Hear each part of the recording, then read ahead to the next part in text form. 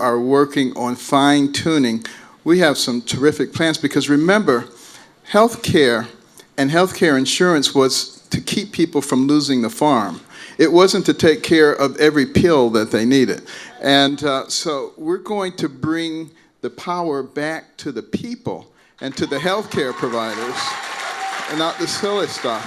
And in Indiana, you know, Governor Pence has done some wonderful things with healthcare and basically with the economy in general. And what we're getting with Trump and Pence is somebody who has experience as a governor, who has been in the House of Representatives, knows how the government works, and somebody who knows how the real world works. You know, last week, remember Hillary was criticizing Donald Trump for being at the opening of his hotel? You know why she was so critical? Because it was done ahead of schedule and under budget. They don't understand those words in Washington, D.C. Okay.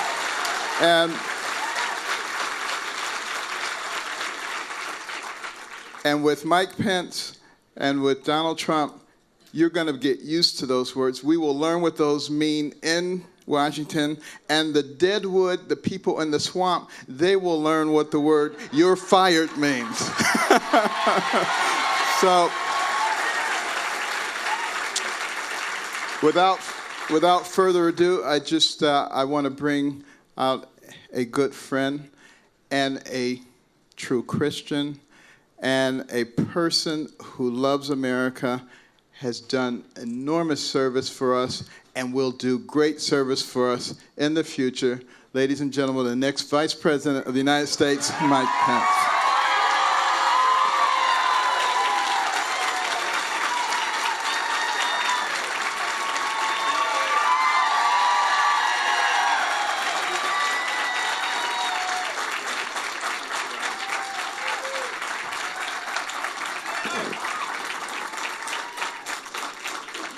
Hello, Pennsylvania.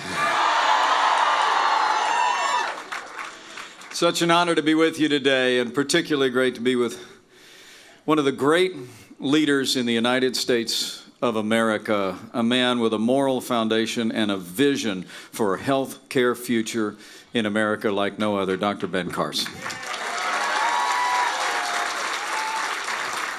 Thank you, Ben. It's great to be here with all of you and with so many distinguished former colleagues from my years in Congress. And thank you all for coming today. It's wonderful to be back in Pennsylvania, just a short way outside of Valley Forge. A turning point in the Revolutionary War, where Americans first showed the resilience and determination to launch this experiment in freedom that has been the marvel of the world.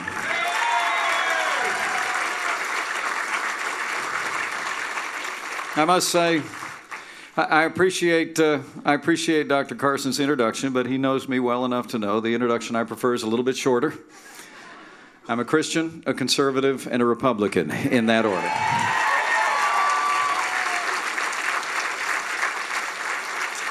And it's humbling for me to think that it was a little more than 3 months ago, with my wife Karen at my side, that I accepted my party's nomination to run and serve as the next Vice President of the United States of America.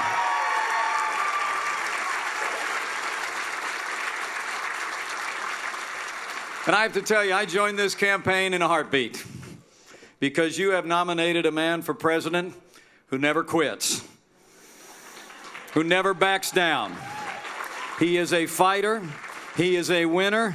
And until not too long ago, it seemed like he was out there fighting all on his own. But now this movement is coming together. Pennsylvania is coming together. And we're going to make Donald Trump the next president of the United States of America.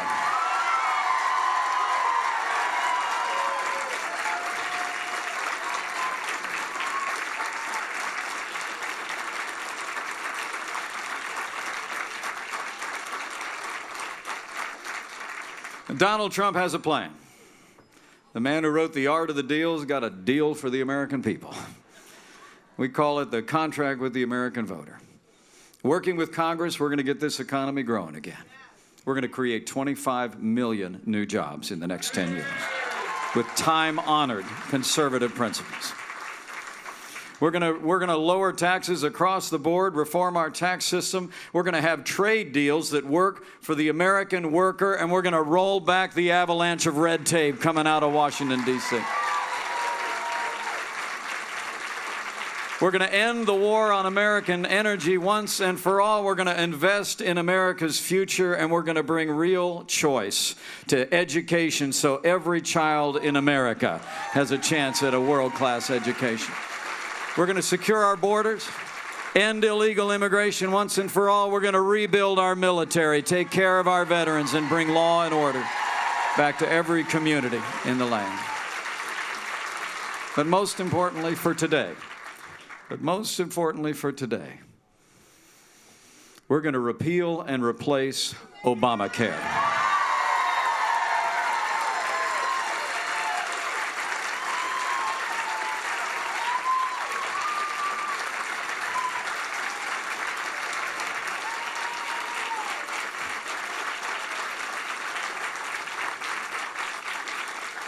You know, I'm very humbled. I'm very humbled that Donald Trump asked me to serve in this role, and I'm very humbled that he gave me the privilege of addressing this issue with you today and to playing a role in our future administration in bringing about that goal that you just so warmly received. Now, some of you may know that before becoming governor of the state of Indiana, I spent 12 years in the Congress of the United States. I often tell people that if I only had 12 years left to live, I'd want to live it as a member of Congress, because that was the longest 12 years of my life.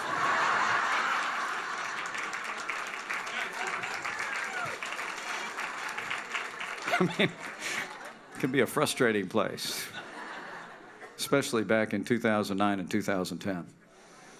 I was actually the leader of the House Republican Conference, helping to lead the fight with my fellow Republicans against the so-called Affordable Care Act.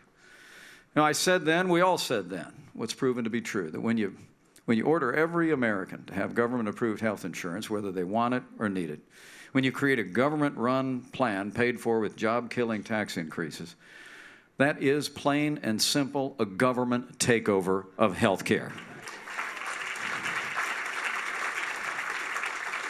Republicans knew it for what it was. We called it out. And that's the reason why I'm proud to say not one single Republican in the House or Senate voted for Obamacare. Every single one opposed it. And I'm also proud. I'm also proud that since 2010, Republicans in Congress have been united and continued to work each and every day to replace Obamacare with free market health care solutions that will work for the American people. You know, good things happen. Good things happen when Americans stand together and when members of my party stand together on Capitol Hill. So I want to say to every American, as you head to the voting booth in just 1 week, know this: we have an opportunity to bring real change to Washington, D.C. The momentum is on our side. The latest polls have Donald Trump leading nationwide in the race for President of the United States.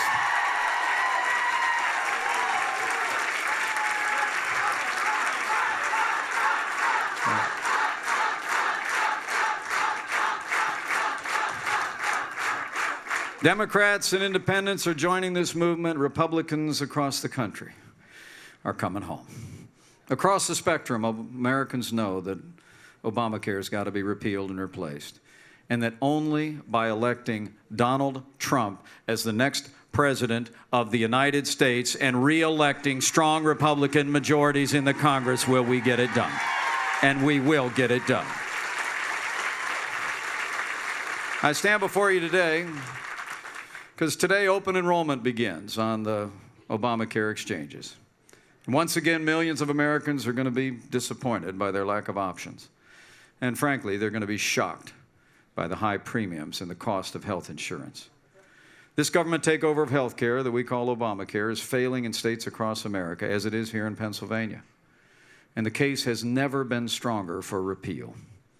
It's important to remember, as we talk about it as Obamacare, that Hillary Clinton actually said a little bit earlier this year, and I'm quoting, quote, "Before it was called ObamaCare, it was called HillaryCare."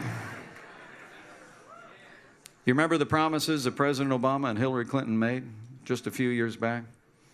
Remember they said that the cost of your health premiums would go down. Not true.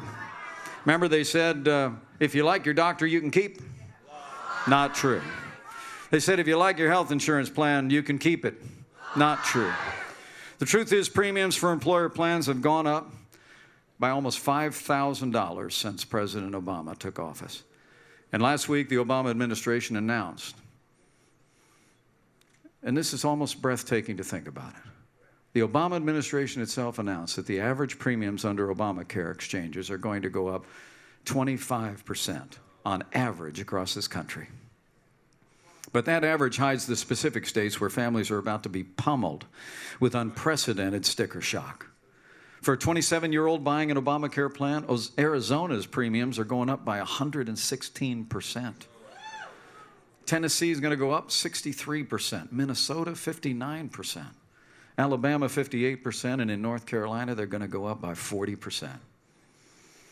American wages haven't gone up in the last 15 years by any appreciable amount, and yet we're going to see the cost of our own health insurance, the health care of our families, rise dramatically in the next year. Right here in Pennsylvania, that number is a whopping 53% increase for next year, and a total increase of 69% when you add in last year's rate hike. Our paychecks haven't gone up by that amount, but the cost of your health care here in Pennsylvania is. And most heartbreaking of all, in Pennsylvania, almost 110,000 households will see their rates spike drastically with absolutely no help from the government. I remember back in the days in Congress, the very day this bill passed. You remember, Doc? Nancy Pelosi went to the floor of the Congress and said, quote, "We have to pass the bill so we can find out what's in it." Well, we found out, and it's even worse than we thought.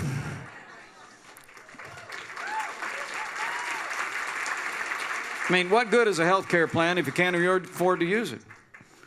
With its increasing costs and high deductibles, most people are paying for something they can't afford to use. 50% of Obamacare customers are now skipping medical visits to cut costs. Think about that. Americans are putting their personal health second because Obamacare's skyrocketing costs are too high and too burdensome. Obamacare truly is also it's a crushing weight on the American people, but it's also a crushing weight on the American economy. I mean, even former President Bill Clinton said, costs are going up, coverage is going down, it's the craziest thing in the world.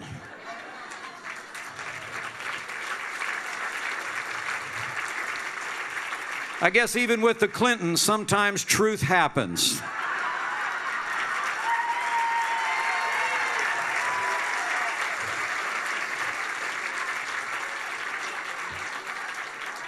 You know what? Don't be deceived by Bill Clinton's newfound skepticism. I mean, Hillary Clinton's plan is actually to introduce what's called single payer into the system, more government-run health insurance. She actually went to Canada and gave a speech that came out not too long ago. She told Canadians and business groups that she wanted to get, and I'm quoting, universal health care coverage like you have here in Canada.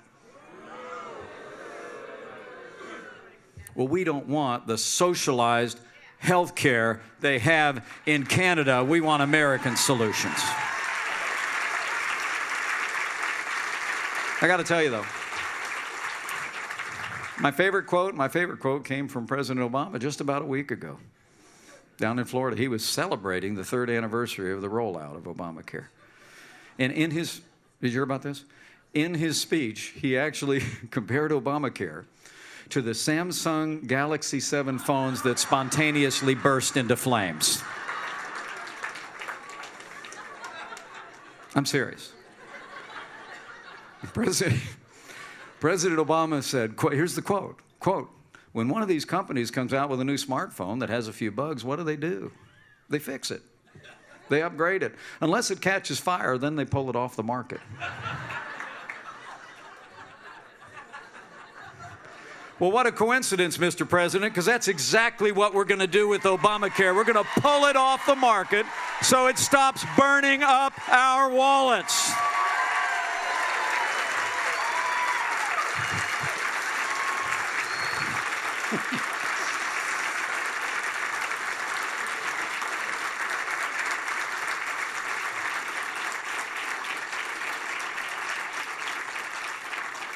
You know, it's remarkable when you think about it. Almost 20% of Americans eligible for Obamacare will have only one exchange insurer available this year.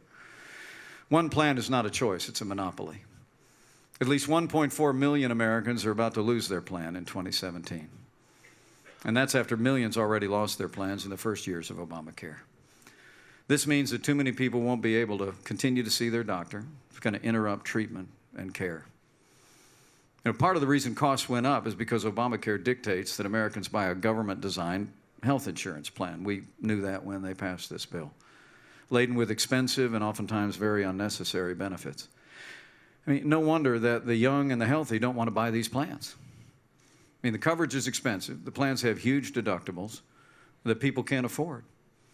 I mean, the average deductible for the so-called cheapest category of family plans this year is almost $12,000.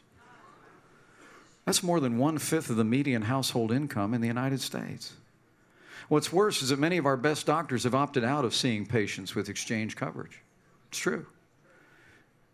But it's also true that Obamacare is killing jobs, and it's destroying small business growth all across the United States of America. It's not only impacting individuals, it's impacting our economy. Obamacare's employer mandates and new taxes have been destructive to the economy, killing jobs and reducing wages and growth. Obamacare actually, in and of itself, imposed more than $1 trillion in new taxes on healthcare providers, taxpayers, and businesses to pay for all these failed policies. It's reduced pay for workers in small businesses and reduced employment by more than 350,000 jobs nationwide. It is an extraordinary record of economic failure. Obamacare's employer mandate raised the minimum cost of hiring a full-time worker to $10.30 an hour for larger employers without increasing take-home pay for anybody. State and local officials have conceded that Obamacare forced municipal governments to cut hours for part-time employees. You know, it's time to end this government takeover of health care and start over with American solutions.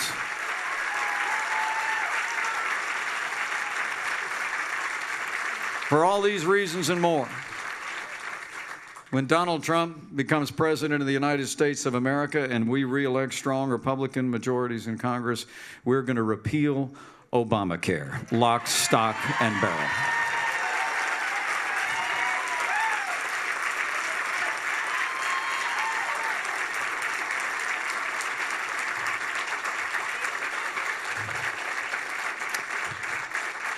Donald Trump's got a plan.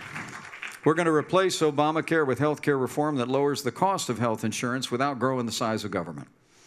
We're going to reform health insurance in America with the power of the free market. That's the American way that we meet our health care needs and how we meet a boundless American future.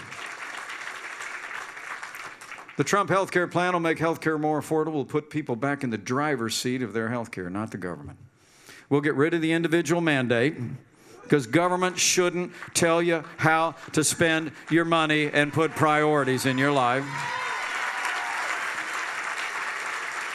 Donald Trump will allow people to purchase health insurance across state lines, just like you can your car insurance and your life insurance. We're going to create a transition period for those receiving subsidies to ensure that Americans don't face disruption or hardship in their coverage while we pull this albatross off the back of the American economy. And we're going to make it easier, working with newly re-elected majorities in Congress, for Americans to open health savings accounts they can use to pay first dollar expenses for their health. You know, I'm kind of proud to say the idea of a tax-free account to pay for medical expenses was actually pioneered back in Indiana.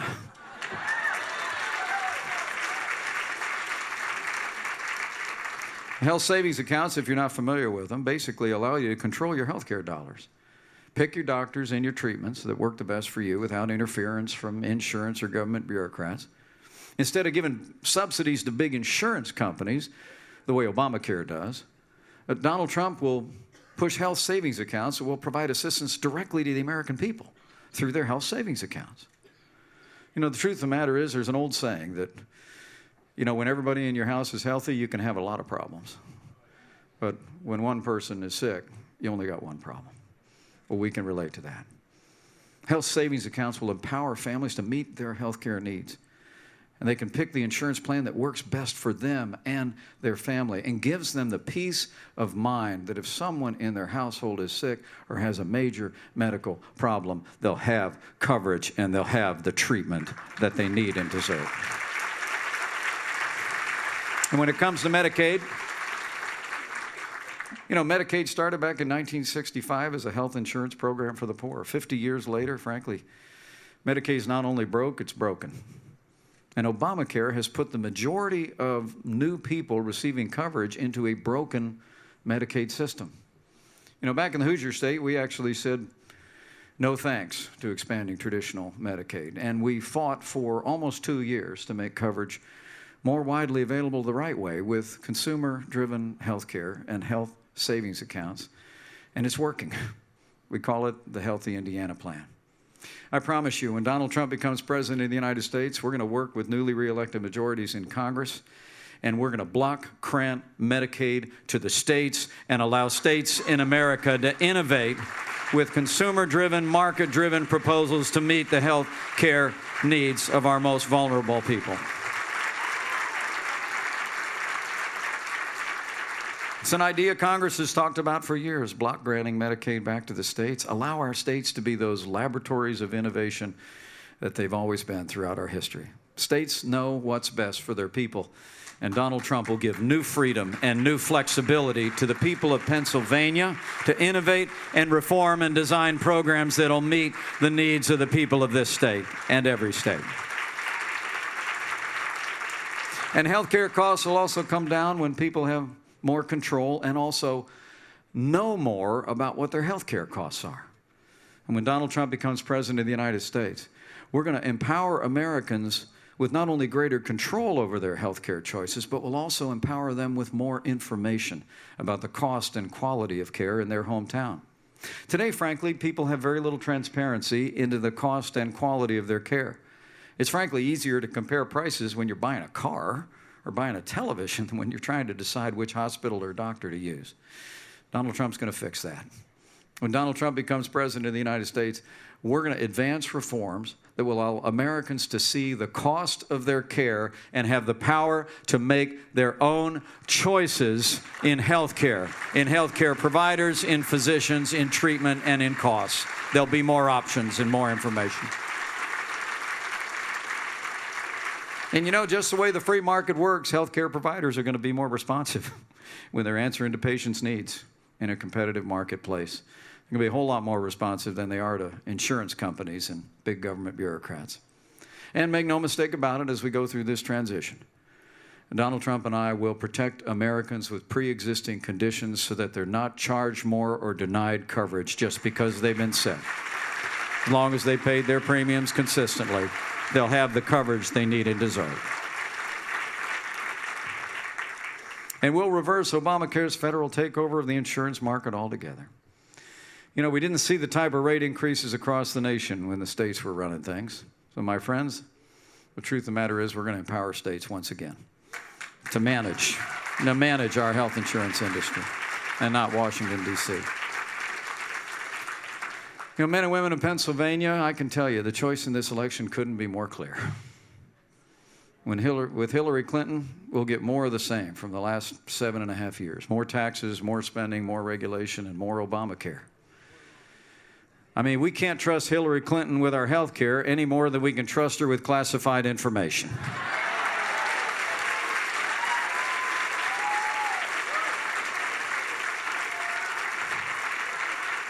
Obamacare, the debacle previously known as Hillary Care, was a government takeover of health care from the start, plain and simple. Some of us knew that. Now every American knows that. It upended the miracle of the marketplace. Competition was crushed and replaced with the heavy hand of government control. Obamacare is a catastrophic failure. Hillary Clinton says she wants to double down on that failure. But we still got time to turn this thing around. 7 days, to be exact. Americans can choose a healthcare economy built on freedom, consumer choice, and free market principles. It's just going to take all of us to do it. You know, as I close, let me say it's been deeply humbling for me and for my family to find ourselves in this role. Campaigning with Donald Trump is an incredible experience. I mean, we pull into these rallies, tens of thousands of Americans who know we can make America great again, lining the streets and standing in long lines. But he always says the same thing to me when we're whisking by in that motorcade. He'll nudge me when he looks at the crowd, and he'll say, Mike, you know, this is not about me. This is not about us. It's not even about our party. He says, this is a movement of the American people, and the American people are going to make America great again.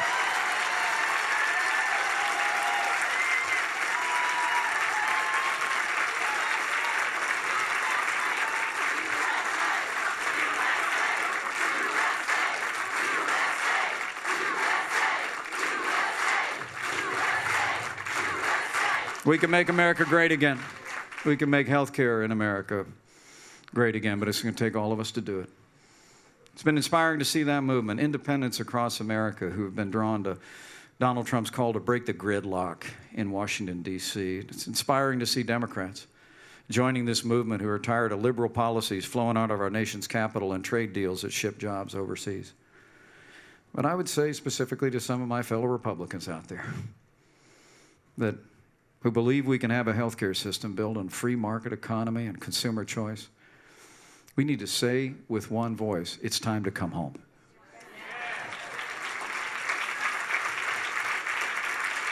It's time to come home and elect Donald Trump as the next president of the United States.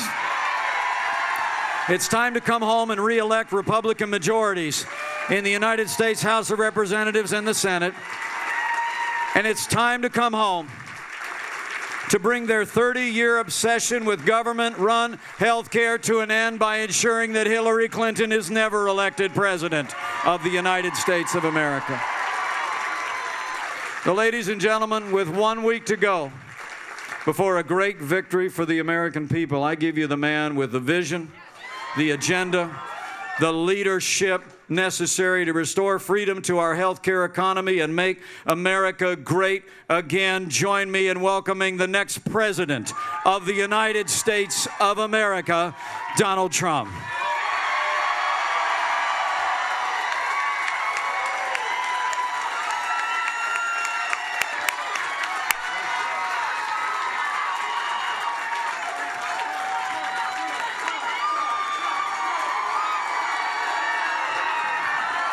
Thank you, everybody. Thank you.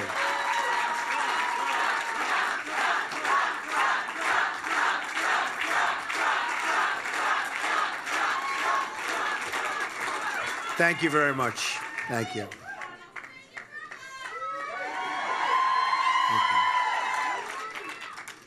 I would like to thank my incredible running mate, Governor Mike Pence. Thank you, and I love you too.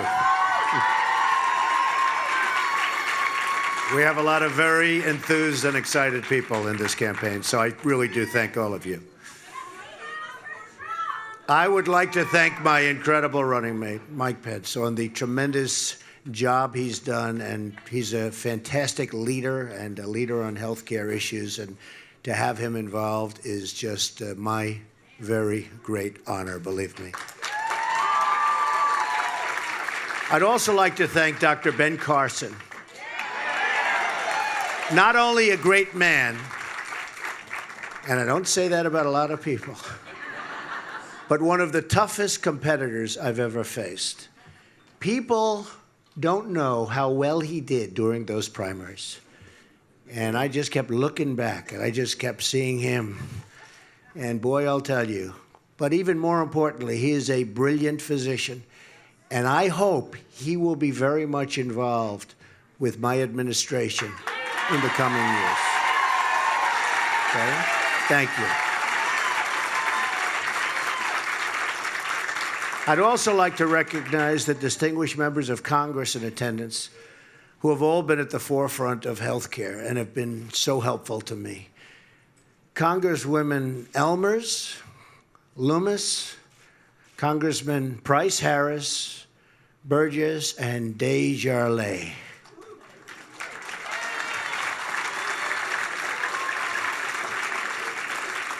And let me give a special thanks to Senator Barrasso, a terrific doctor, a Senate leader, who did incredible work chairing our platform committee. Just unbelievable work. So I want to thank you very much, Senator. Fantastic job. And been very, very loyal to what we're doing and what we represent. So thank you, Senator. When we win on November 8th,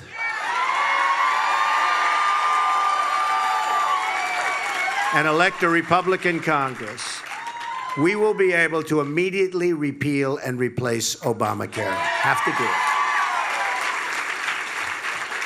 I will ask Congress to convene a special session so we can repeal and replace. And it will be such an honor for me, for you, and for everybody in this country, because Obamacare has to be replaced. And we will do it, and we will do it very, very quickly. It is a catastrophe. The president said, if you like your plan, you can keep your plan. If you like your doctor, you can keep your doctor, which may go down as one of the great political lies of the century. Even the skeptical Democrats believed him and approved the legislation. There were Democrats that were very much against it, but they believed him and they approved it. No one ever read, or certainly very few people, the 2,700-page bill. To this day, nobody understands it. The Obama administration has just announced massive double-digit and triple-digit Obamacare premium hikes everywhere, all throughout the country.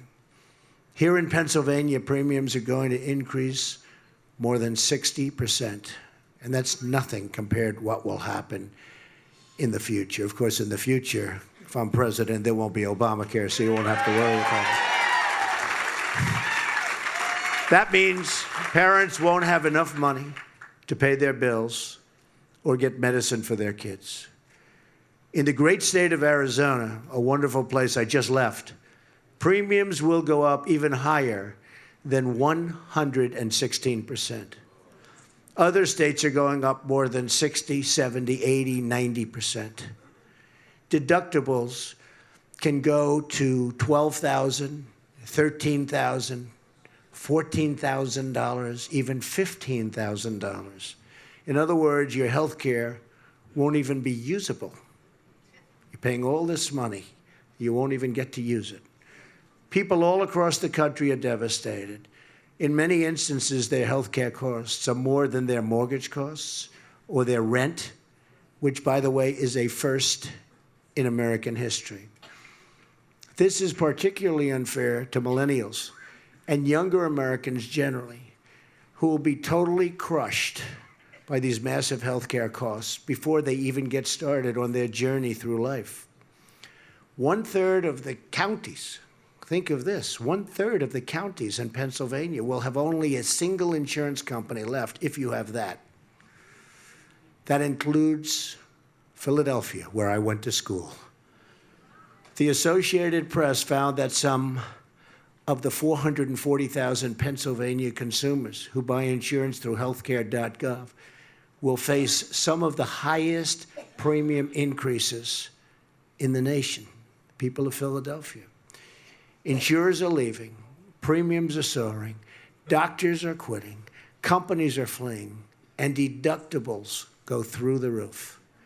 Workers' hours are being cut, hiring is frozen, totally frozen, and wages are being slashed. Obamacare means higher prices fewer choices, and lower quality. Yet Hillary Clinton wants to expand Obamacare and make it even more expensive. She wants to put the government totally in charge of health care in America. If we don't repeal and replace Obamacare, we will destroy American health care forever.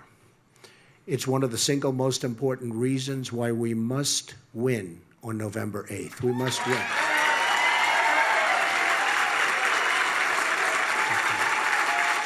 Thank you. Thank you. Thank you.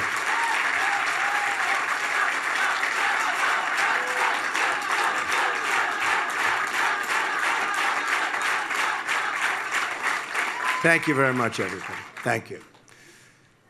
Our replacement plan includes health savings accounts, a nationwide insurance market where you can purchase across state lines, and letting states manage Medicaid dollars. So much better.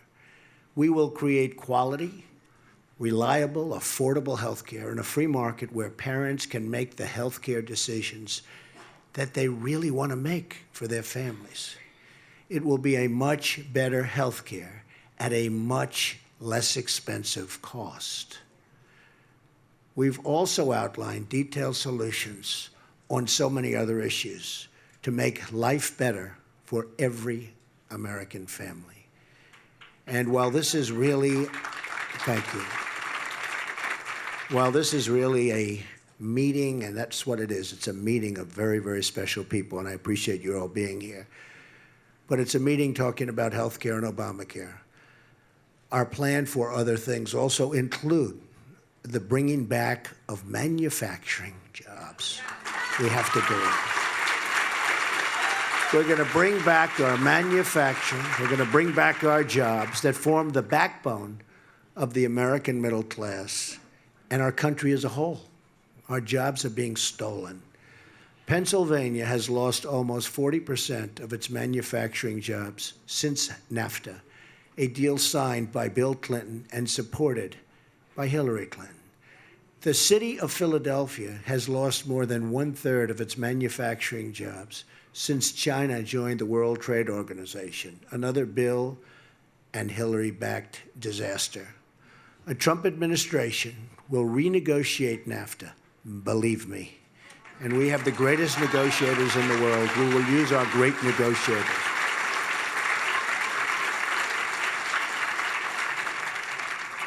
We'll have a fair deal, but we'll have a deal that goes in two directions, not one direction, right into Mexico and these other places. And stand up to foreign product dumping, currency manipulation, and unfair subsidy behavior. We are going to bring manufacturing jobs, lots of jobs, back to Pennsylvania. We're going to do it, and it won't even be difficult.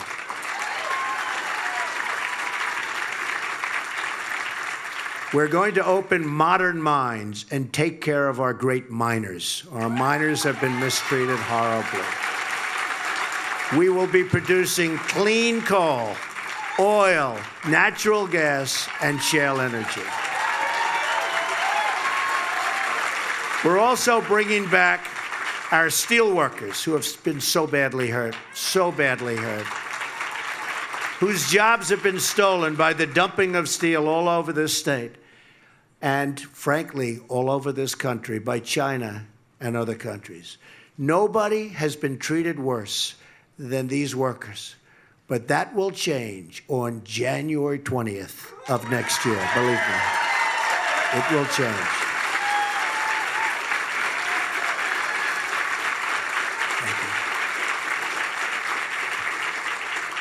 We're also going to provide the children of the state with school choice, so important.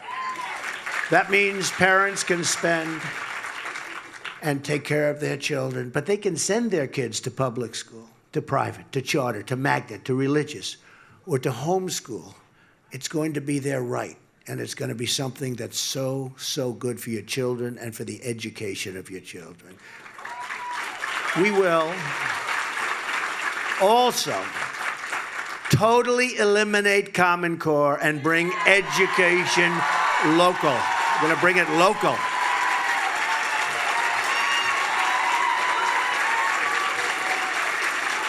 Good.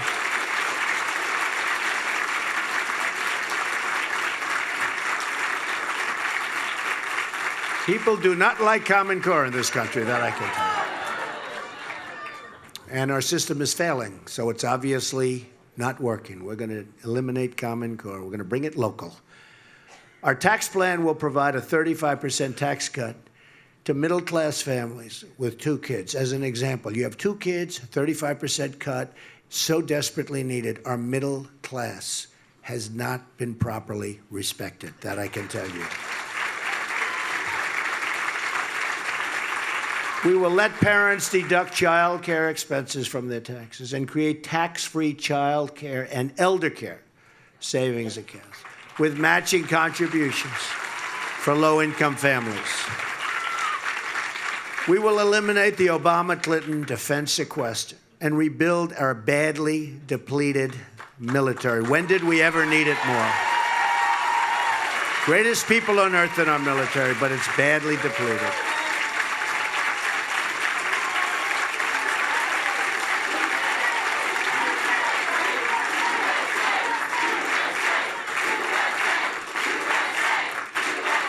Thank you.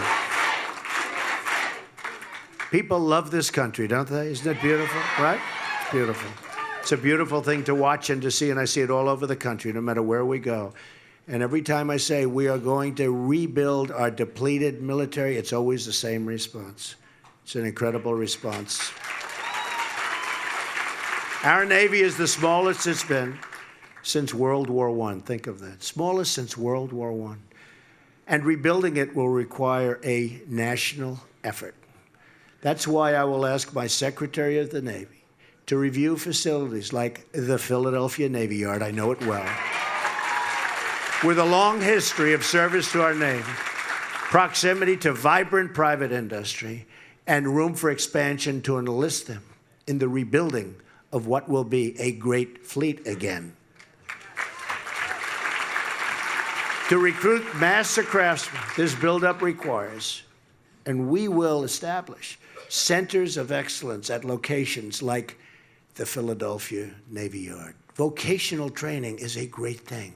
We don't do it anymore. We don't do it anymore.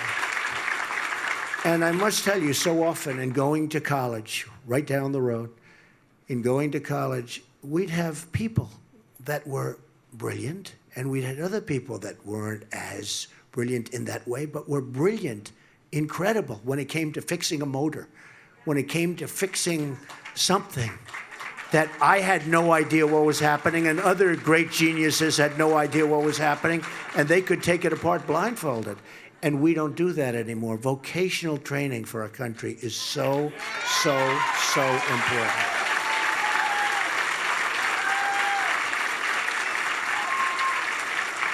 And just in closing that, and they loved it. They loved it. They didn't want to be doing what I was doing. They loved it. They were so good at it, and they loved it. So vocational training, we're going to start it up big league. We will rebuild our military, and we will rebuild our country. I'm not a politician.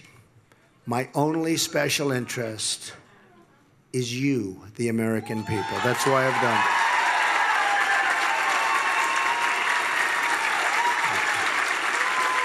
Thank you. Thank you very much. Thank you.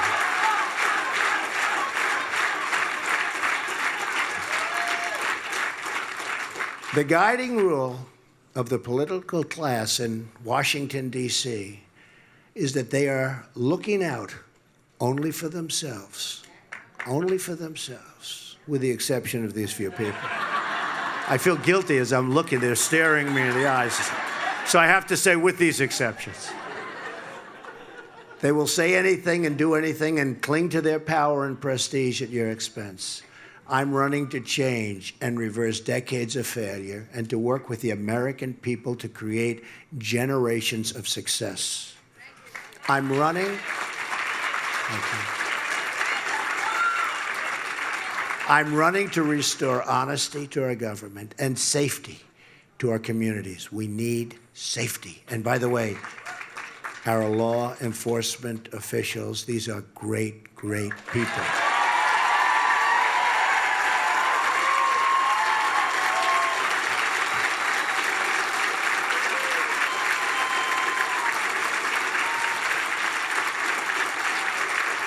Thank you. And we are going to give great prosperity to our economy. I want to go into our poorest communities and work on a national plan of revitalization, the inner cities.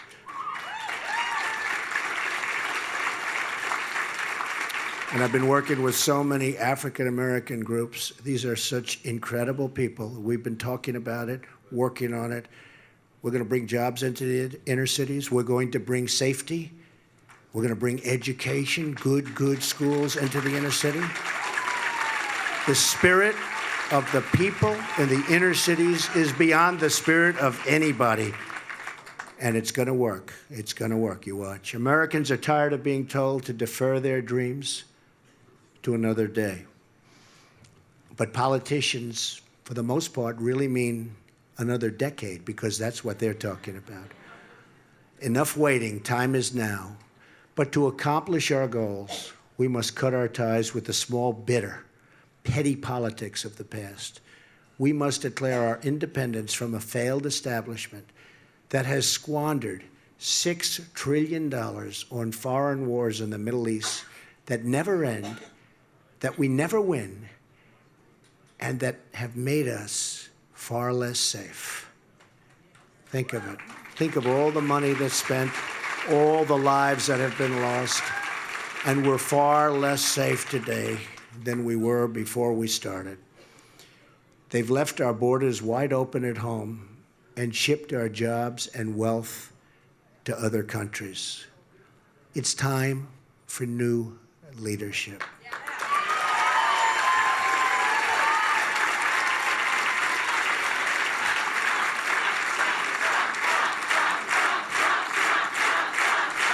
Thank you. I've led a great life, and I truly love our country. So now I want to give back to the country that's been so good to me. That's why I'm doing this.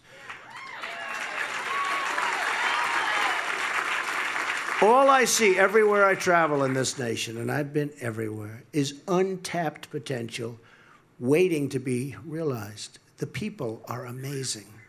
The people are amazing. If we unlock the potential of this country and its incredible people, no dream is outside of our reach.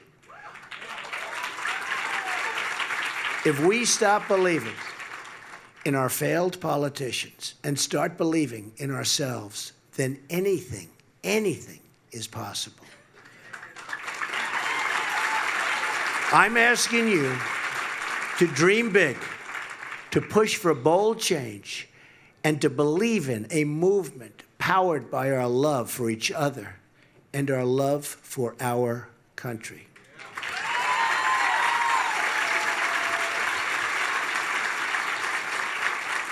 That is how we will truly make America great again.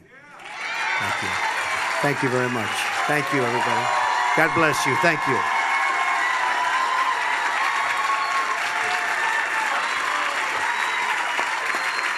Thank you, everybody.